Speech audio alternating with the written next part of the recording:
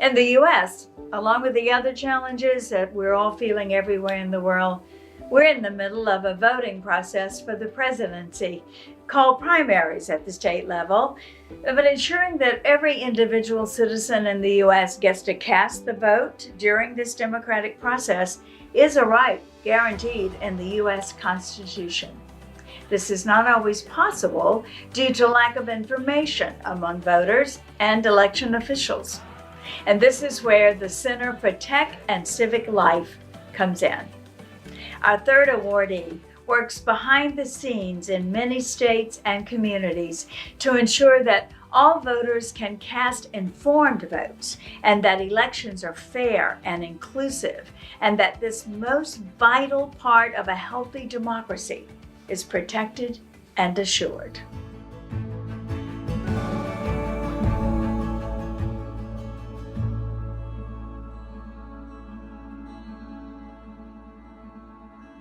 Thank you so much to the Skoll Foundation for this honor and for recognizing the urgency of this critical work. We also want to thank CTCL board members, our advisors, and amazing staff who guide and support the organization every day. When I was a bright-eyed 19-year-old, I took an internship at the Lawyers Committee for Civil Rights in Washington, D.C. And I was so excited to help voters.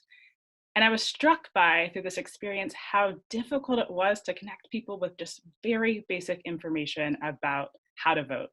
And it occurred to me, if I couldn't find information about what was on the ballot, everyday voters didn't stand a chance.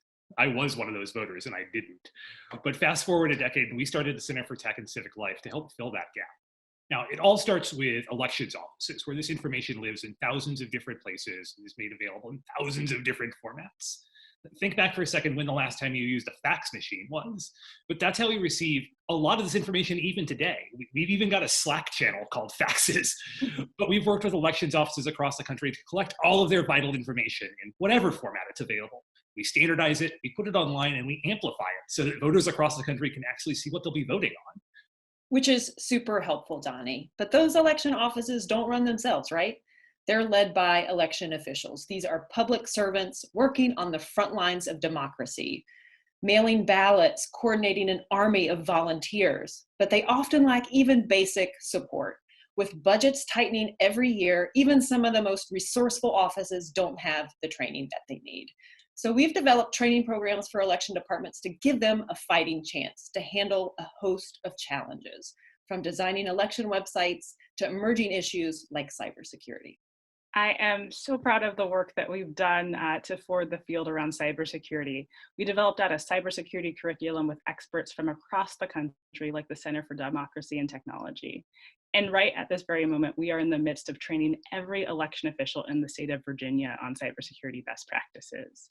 One official, Penny, reached out to us after the Cybersecurity 101 course that she took with us to let us know that she's already learned so much information that she's able to finally make sense of all of the jargon-filled information that she's getting from state and federal agencies. The bottom line is that we expect elections officials to not just be experts in elections, but a whole host of fields: data collection, website design, customer service, cybersecurity now. So we're giving them the tools and training that they need to get ahead. There is a ton of work left for all of us to do, but we've taken a big bite out of it already, and we won't give up until American democracy works the way that it should. Thank you again to the Skoll Foundation for working right alongside us.